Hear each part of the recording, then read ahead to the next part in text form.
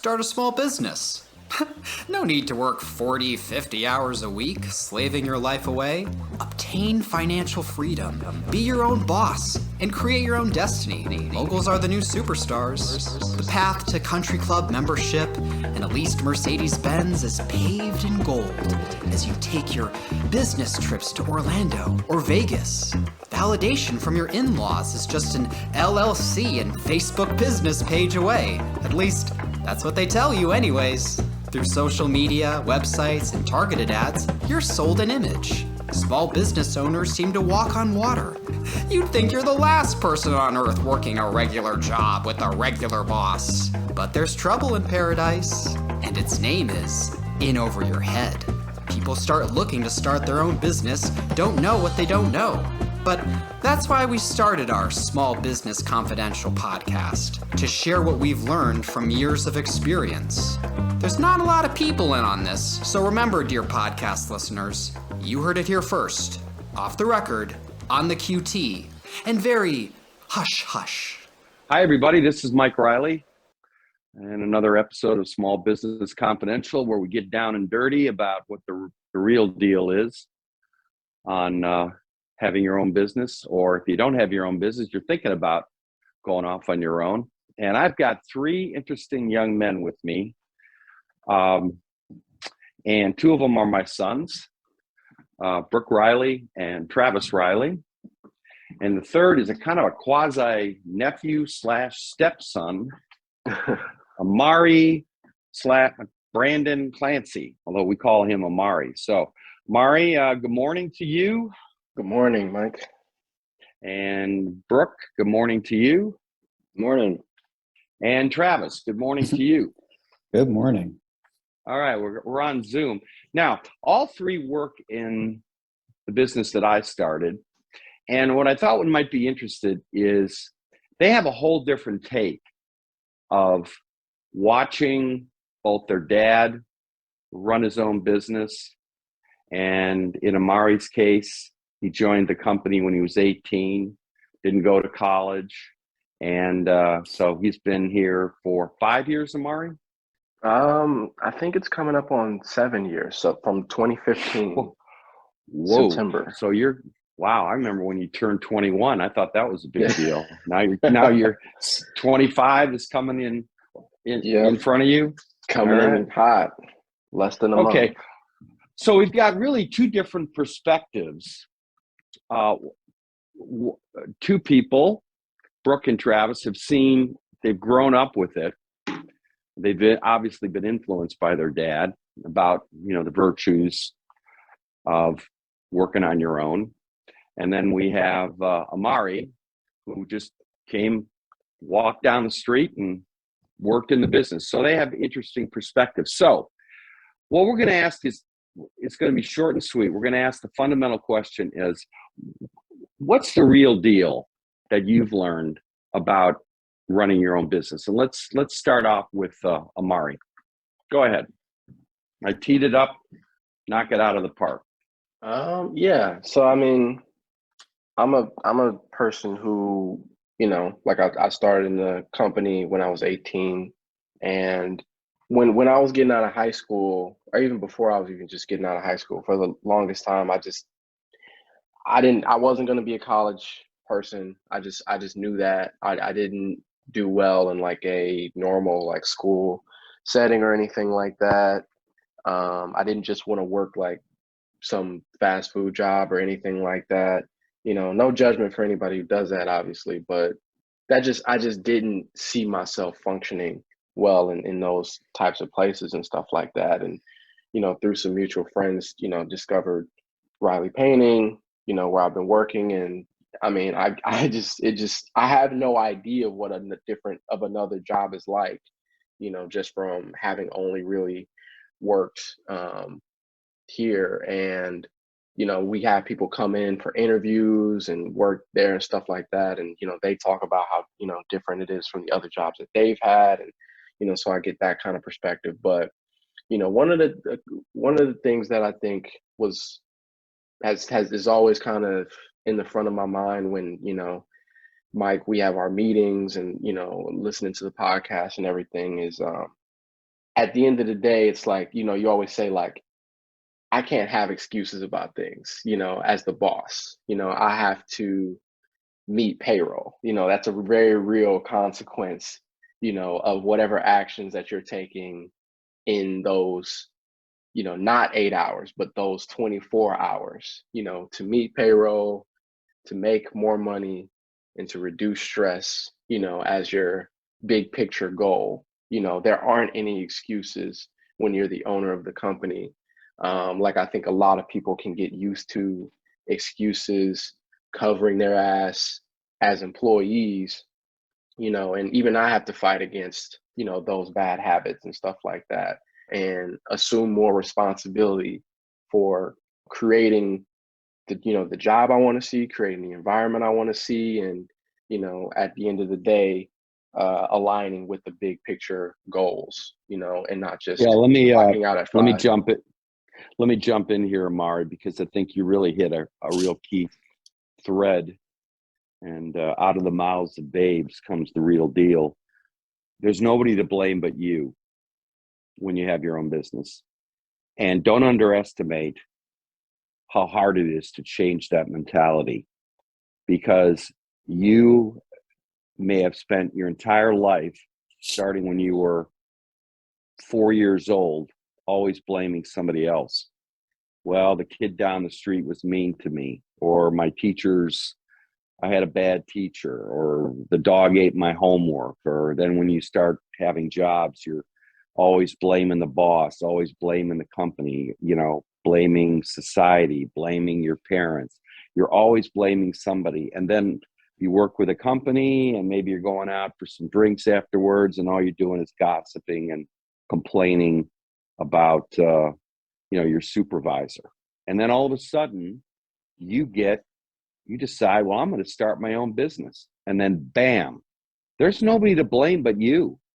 Keep a little pocket mirror in your briefcase or purse or on your desk, and look at it. There's your boss. Go talk to him. Okay, that's the mirror right there. Let's go over to Brook. Your thoughts, or a little background first, Brook, and then your thoughts. Yeah, well, I mean, I don't know at what age I started, working here in the company, during the summer. I remember I would help out, fall gutter cleaning. I remember doing, ice removal in high school. But I think I really started working full time probably like 8, 9 years ago, maybe even 10 years ago. And, I think I kind of rose up through the ranks. I think, being, your son, nothing was ever really handed to me. I think I worked on crews, I worked managing crews, oversaw properties, started running more kind of larger rehab jobs. And then when the pandemic hit, I started working from home, because there's a lot of work you can actually do for a contracting and real estate company working from home. And then our financial controller of a long time left, and it was decided that I would step up and take on that role. So I've been working at a desk pretty much consistently the past couple of years, and that's been an adjustment. I think the one thing I took away from that part of it was, days like if I couldn't sleep, I'd get up at 6, walk the dogs, and just start my day bright and early on my laptop. I mean, there's days where some nights I'm done at 4:30. There's some nights where I'll go work out and I'm working till 9:30. I mean, as long as my work gets done, that's the most important thing, especially when you work from home. There's a lot more flexibility, but you really have to hold yourself accountable for getting, your work done. And I think the one thing that I really learned from kind of being in upper management, working a lot closer with Mike, I mean, half my day is either meetings or organizing my clipboard, redoing my clipboard, moving things around, shifting the priority, because stuff always comes out of left field and you need to be able to prioritize what's important.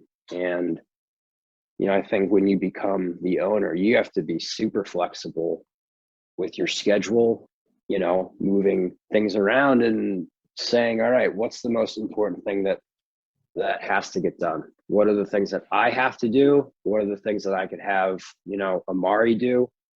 So yeah, that's my. Hey, let's stop here. We got to pay some bills. 30 seconds, and we'll be back. If you enjoy listening to our Small Business Confidential podcast, we're sure you'll enjoy our first podcast, The Cleveland Real Estate Investor. We give outside investors an inside look into the real estate market in Cleveland. Cleveland has been on the rise, and investors from all over see those cheap prices and salivate. Our job is to educate those investors and steer them in the right direction with several years of experience of how to do it right and many examples of how to do it wrong.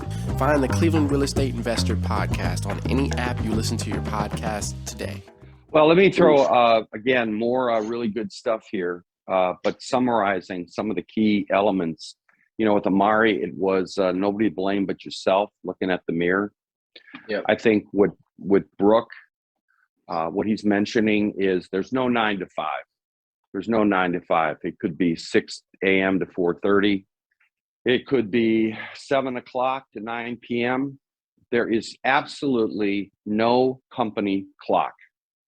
But the other key point that Brook raised was priorities, where you have to go in to the week, to the new month, to the new year with a strategy, a goal, a strategic goal.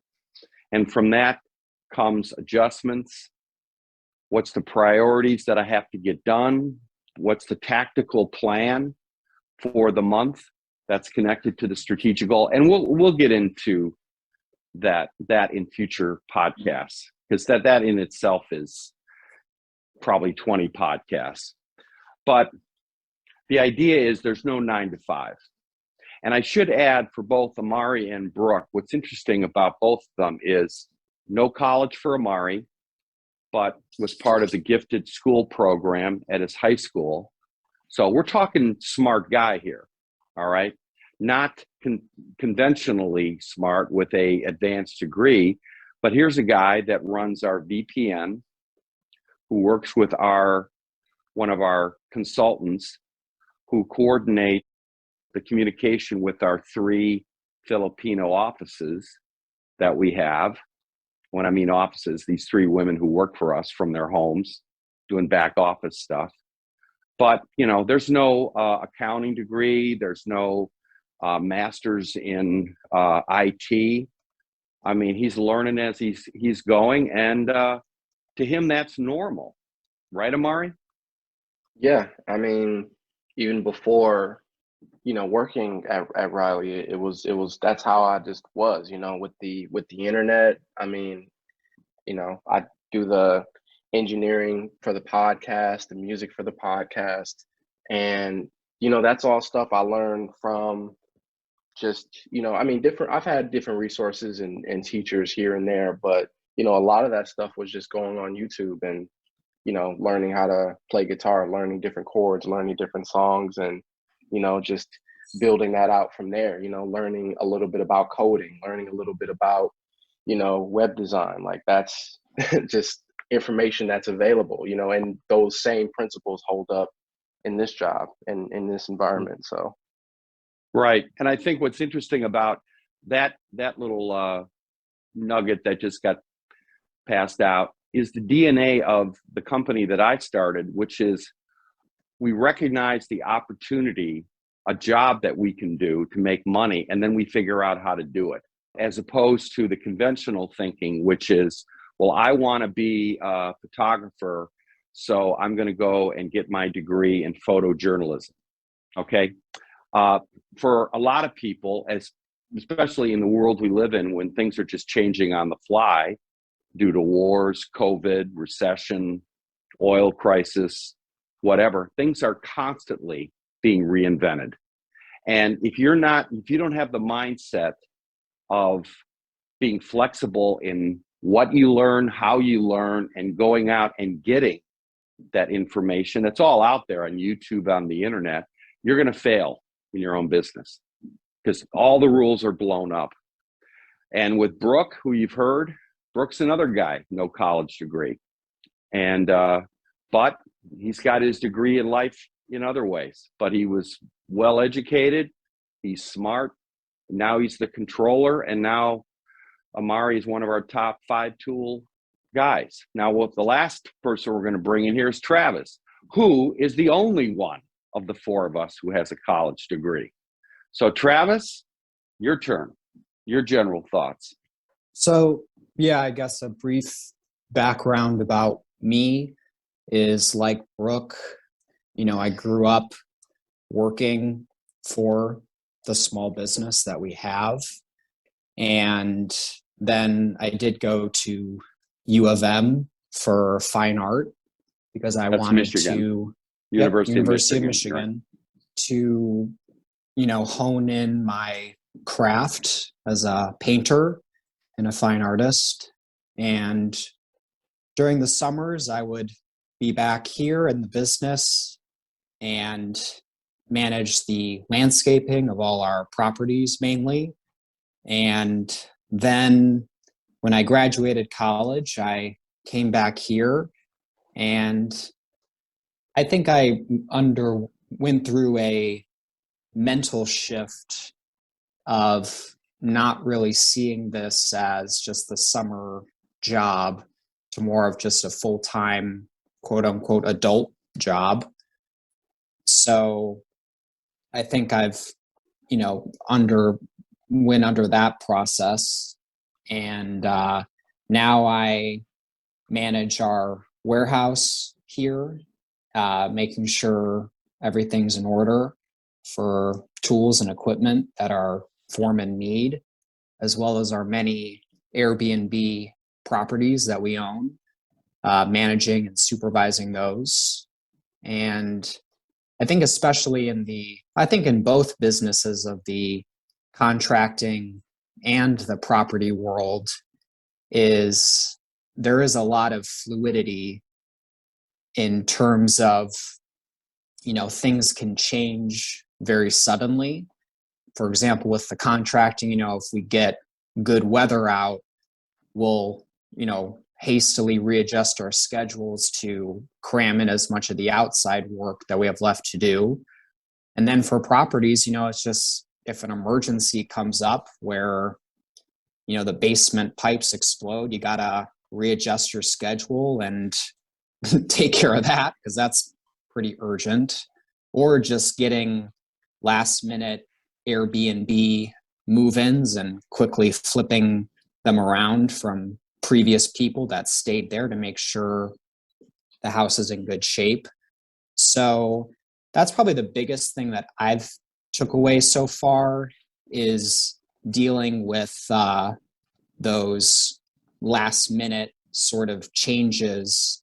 And I think it definitely relates to what Mike was just saying, where there needs to be a level of flexibility if you want to own your own business, because, it's all great to say that I want to produce this product, but the reality is, and that's kind of what Amari was saying, is you got to meet payroll, you got to pay your bills. So sometimes life is giving you other opportunities to make more money. And I think you do have to be open-minded to seize them and not be afraid to just last minute change up your schedule to fit those needs in mind. And I think that relates to a bigger idea that, if you want to be an owner of a company, you want to be stubborn on your vision of how you see the company in terms of values and principles, but you want to be flexible on the details of what the company could do or products that it could offer. Right. I think summarizing this before we take a break, to the horror of Travis's grandmother, 4 years, University of Michigan, artist. Okay, so when is he going to be an artist? So one of the flaws of going to college is that there is a kind of unspoken understanding that this is the fast track to a job. But in reality, what I've always believed college should be is a sampling of different types of knowledges and getting building an awareness about who you are, not necessarily locking into a specific job. Because at the end of the day, we on this planet, we have to be self-sufficient. We have to be financially independent. And when you sit back and look at yourself now, those of you who are listening to the podcast, ask yourself this one fundamental question. Can I live on my own? Can I support myself without running to mom and dad or my wife or my wife's family or living off a trust? Can I really live on my own? Because when you have your own business, it's not about having your own hobby.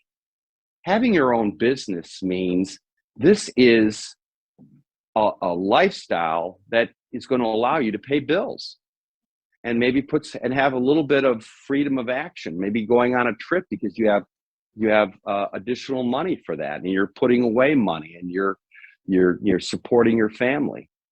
At the end of the day, you're a professional if you're starting your own business, and you better be making money, not play acting here.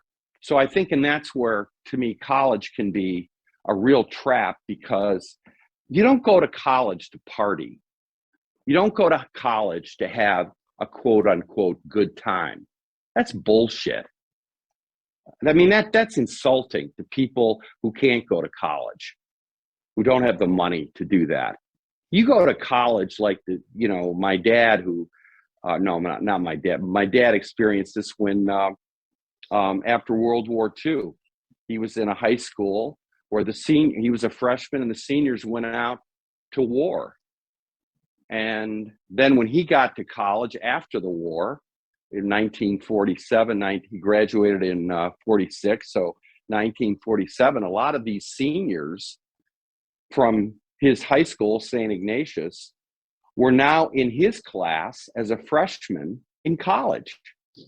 Now, these people, after being in the war, going to college, there was a seriousness and purposeness about this because they had been at war, and so when the teacher or the professor was giving a lecture and they didn't understand what he was saying, they would challenge him.